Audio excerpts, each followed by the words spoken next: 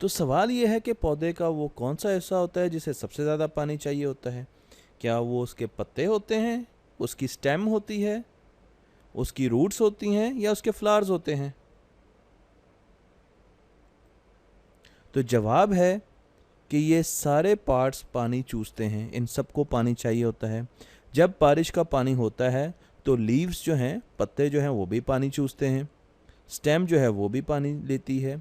इसी तरीके से रूट्स जो हैं वो ज़मीन से पानी भी लेती है और उसके साथ साथ मिनरल्स भी लेती है। फ्लावर्स जो हैं वो भी इसी तरीके से पानी चूसते हैं। तो पौधे के ये सारे हिस्से पानी चूसते हैं, पानी लेते हैं। अगर हम जड़ की बात करें यानी रूट की बात करें तो रूट हमेशा ज़मीन की तरफ जाती है, ज़मीन के अंदर की तरफ जाती है। ये किसी भी डायरेक्शन से निकले, देखें ये मुख्तलिफ बीज हमने रखे हुए हैं, कभी रूट इस तरफ से निकल रही है, कभी इस तरफ से ऊपर की तरफ से निकल रही है, पर फिर इसको फ़ौरन पता चला कि मैंने नीचे की तरफ जाना है। यहाँ से ये यहाँ पर ये साइडवाइज निकली और फिर ये नीचे की तरफ गई, यहाँ पर ये बिल्कुल ऊपर निकली फिर नीचे की तरफ गई। तो आप किसी तरीके से भी बीज को बो दें, रूट हमेशा नीचे की तरफ जाएगी और रूट के साथ साथ छोटे छोटे इसके ब्रांचेस यानी इसको रूट हेयर्स कहा जाता है, ये भी निकलेंगे। ये आप इसको मूछें भी कह सकते हैं रूट की। तो इसमें पानी इकट्ठा होता है और रूट पानी जो है वो ज़मीन से पीती है और मिनरल्स और नमकियात भी लेती है और वो ऊपर तने को देती है।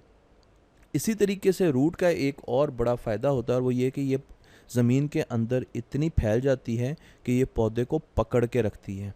पौधा ज़मीन पर नीचे नहीं गिरता। क्यों? क्योंकि उसकी रूट्स जो हैं वो ज़मीन के अंदर उन्होंने एक जाल बिछाया होता है, जो कि हम आगे तस्वीर में देखेंगे भी। अब हम बात करते हैं मरी की, जंगल की, जहाँ पर हर वक्त बादल रहते हैं और बारिश भी होती रहती है।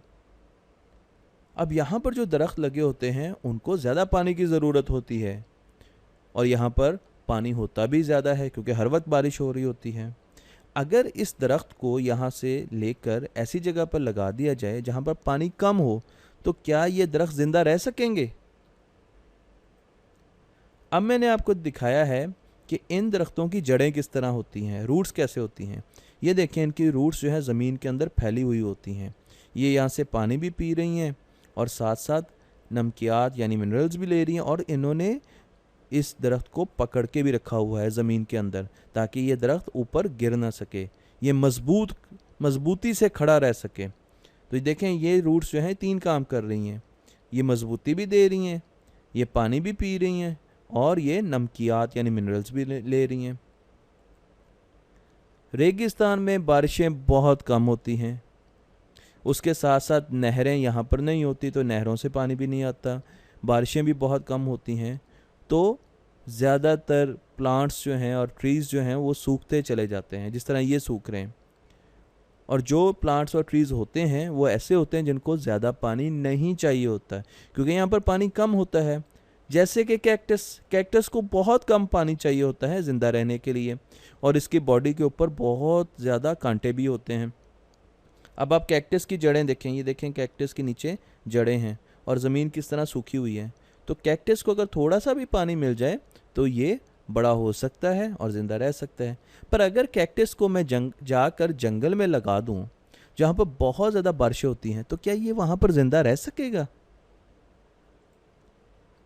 एक चीज़ और याद रखने की है और वो है पत्ते। हमने एक एक्सपेरिमेंट किया था कि उनके ऊपर हमने एक लाइनर बांध दिया था और फिर हमने देखा था कि उस पर हमें पानी के कतरे मिले थे अगले दिन। और उसकी वजह हमने ये बताई कि पौधों के जो पत्ते होते हैं वो हवा में पानी खारिज करते हैं, यानी पानी उनसे हमेशा भाप बनकर बाहर निकल रहा होता है, तो वो पानी ज़ाया करते हैं। पौधे में जो भी पानी होता है उसके लीव्स जो हैं वो पानी ज़ाया करते हैं। अगर उसके पत्ते बहुत बड़े बड़े हैं तो वो बहुत ज़्यादा पानी ज़ाया कर रहे हैं। पर अगर आप रेगिस्तानी पौधों को देखें तो उनके पत्ते नहीं होते, ज़्यादातर उनके कांटे होते हैं। और कांटे क्यों होते हैं, उसके 2 फ़ायदे हैं। एक तो ये कि कोई आके उनको खा ना जाए, भेड़ या बकरियां उनको आके खा ना जाएं, तो वो एक उनका सेल्फ डिफेंस का या अपनी हिफाजत का मैकेनिज़्म होता है कि वो अपने ऊपर कांटे उगा देते हैं। और दूसरा ये कि कांटों से पानी ज़ाया नहीं होता, पानी भाप बन के हवा में शामिल नहीं होता। तो इस वजह से क्योंकि इनके पास पहले ही कम पानी होता है और वो पानी ज़ाया भी नहीं करना चाहते, तो वाटर कंजर्वेशन भी करते हैं, पानी बचाते हैं, इसलिए इनके ऊपर कांटे होते हैं रेगिस्तानी पौधों के ऊपर। तालाब में या समंदर में जो पौधे होते हैं, जिस तरह लिलीज होते हैं, लिलीज के बारे में मैं बड़ा अरसे ये समझता रहा कि शायद इनकी जड़ें जो हैं वो भी पानी के अंदर होती हैं और वो तैरती रहती हैं।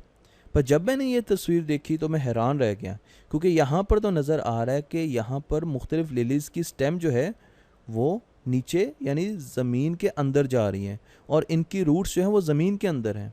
ये तालाब है और इसके नीचे जो ज़मीन है इसकी तह में, उसके अंदर इसकी रूट्स हैं। तो लिलीज़ की जो रूट्स हैं वो तालाब में के पानी में तैरती नहीं रहती, बल्कि वो तो ज़मीन के अंदर होती हैं, जिस तरह आम पौधों की होती हैं। और इसी तरीके से अगर इस तस्वीर को देखें तो फ्लावर जो होता है लिलीज़ का वो बाहर होते हैं, फ्लावर्स इनके इनके जो पत्ते होते हैं वो भी कुछ बाहर होते हैं, तालाब के ऊपर होते हैं, कुछ तालाब के अंदर होते हैं। और ये स्टेम्स हैं, देखें सबकी जो स्टेम है वो पानी के अंदर है, पर पानी की सतह के नीचे जहाँ पर ज़मीन शुरू होती है रूट उसके अंदर है, और ये बहुत ज़्यादा पानी में होते हैं। तो अगर मैं कोई लिली उठाकर रेगिस्तान में ले जाऊं और वहाँ पर इसको प्लांट करने की लगाने की कोशिश करूं, तो क्या ये वहाँ पर ज़िंदा रह सकेगा? नहीं रह सकेगा। क्यों? क्योंकि इसको तो बहुत ज़्यादा पानी चाहिए होता है और रेगिस्तान में इतना पानी तो नहीं होता, और कैक्टस को बहुत कम पानी चाहिए होता है और जंगल में तो बहुत ज़्यादा पानी होता है। हमारे पास कुछ प्लांट्स ऐसे भी होते हैं जिनकी रूट्स नहीं होती, जिस तरह काई फंगस। अगर हम देखें तो हमें मरी या पहाड़ी इलाकों पे चट्टानों के ऊपर इस तरह एक ग्रीन कारपेट नज़र आता है। ये जो ग्रीन कारपेट होता है ये ऐसे प्लांट्स होते हैं जिनकी रूट्स नहीं होती। तो ये जो मिनरल्स हैं और पानी है वो अपने बॉडी के ज़रिए पीते हैं और लेते हैं, क्योंकि इनकी रूट्स तो होती नहीं ज़मीन के अंदर। तो ऐसे प्लांट्स भी होते हैं जिनकी रूट्स नहीं होती। मेरे पास एक पौधा था, कुछ अरसे बाद वो सूखना शुरू हो गया। अब देखें इनके पत्ते जो है वो सूखने शुरू हो गए। मैं बड़ा परेशान हुआ कि आखिर हो क्या रहा है। इसको सूरज की रोशनी भी मिल रही है, पानी भी मैं रोज़ दे रहा हूँ और इसमें मिनरल्स भी मिल रहे हैं इसको, पर फिर ये क्यों सूख रहा है। मैंने एक प्लांट साइंटिस्ट को बुलाया और मैंने उनसे पूछा कि आप बताएं इसकी क्या वजह है। तो उन्होंने मुझे बताया कि आप इसको बहुत ज़्यादा पानी दे रहे हैं, ये कम पानी वाला पौधा है, इसको कम पानी चाहिए, पर आप इतना पानी दे रहे हैं कि देखें इसके पत्ते जो हैं वो भी अंदर से मोटे हो गए हैं और इसकी वजह से ये सूखता जा रहा है, मुरझा रहा है। तो अब आप इसको कुछ अर्सा बहुत ही कम पानी दें तो ये ठीक हो जाएगा। तो मैंने ऐसे किया, मैंने 3 टाइम पानी देने की बजाय 1 टाइम पानी देना शुरू कर दिया, तो वो ठीक हो गया। इसका मतलब ये है कि अगर ऐसे पौधे जिनको कम पानी चाहिए होता है उनको बहुत ज़्यादा पानी मिले तो वो भी सूखना शुरू हो जाएंगे। अब हम पौधों की तरफ देखते हैं जिनकी 4 मुख्तलिफ इकसाम होती हैं। पहली किस्म उन पौधों की होती हैं जिनको बहुत ज़्यादा सूरज की रोशनी चाहिए और बहुत ज़्यादा पानी चाहिए। तो ये पहली किस्म के पौधे होते हैं। हवा तो सबको चाहिए, इसलिए फ़ैन मैंने हर जगह पर बराबर साइज़ का दिखाया। देखें यहाँ पर भी उतने साइज़ का है, यहाँ पर भी उतने, तो हवा तो सबको चाहिए। पर पहली किस्म के पौधे वो होते हैं जिनको बहुत सूरज की रोशनी चाहिए और बहुत पानी चाहिए। दूसरी किस्म के पौधे वो होते हैं जिनको सूरज की रोशनी बहुत ज़्यादा चाहिए पर पानी कम चाहिए, इसलिए मैंने बादल छोटे बना दिए हैं। ठीक है, कम पानी चाहिए पर सूरज की रोशनी ज़्यादा चाहिए। तीसरी किस्म के पौधे वो होते हैं जिनको कम सूरज की रोशनी चाहिए, यानी वो इंडोर होते हैं पर उनको बहुत पानी चाहिए होता है। और चौथी जो होती है किस्म वो ये होती है कि जिनको कम रोशनी चाहिए और पानी भी कम चाहिए। ठीक है, हवा तो सबको चाहिए, इसलिए फ़ैन तो मैंने हर जगह दिखाया। तो अगर एक ऐसा पौधा जिसको कम रोशनी चाहिए और कम पानी चाहिए उसको मैं ऐसी जगह पे लगा दूं जहाँ पर रोशनी भी बहुत ज़्यादा है और पानी भी बहुत ज़्यादा है, तो क्या वो ज़िंदा रह सकेगा? नहीं, वो ज़िंदा नहीं रह सकेगा, वो मुरझा जाएगा। इसी तरीके से अगर एक ऐसा पौधा जिसको बहुत ज़्यादा पानी चाहिए मैं अगर उसको ऐसी जगह पे लगा दूं जहाँ पर कम पानी में हो, तो क्या वो ज़िंदा रह सकेगा? नहीं, वो भी ज़िंदा नहीं रह सकेगा।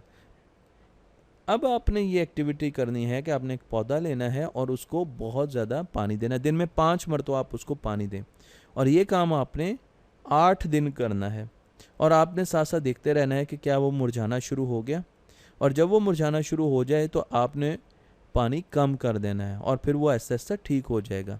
और ये ऑब्जर्वेशन, ये स्टोरी जो है वो आपने अपनी बुक पर लिखनी है, अपनी नोटबुक पे लिखनी है, ये एक्टिविटी पूरी, और पिक्चर भी बनानी है। अब आपको समझ आई कि कैक्टस जो है वो जंगल में क्यों नहीं लग सकता, क्योंकि कैक्टस को तो चाहिए कम पानी, और जंगल में बारिशों की वजह से बहुत ज़्यादा पानी होता है, तो कैक्टस जो है वो जब जंगल में जाएगा तो वो मुरझा जाएगा।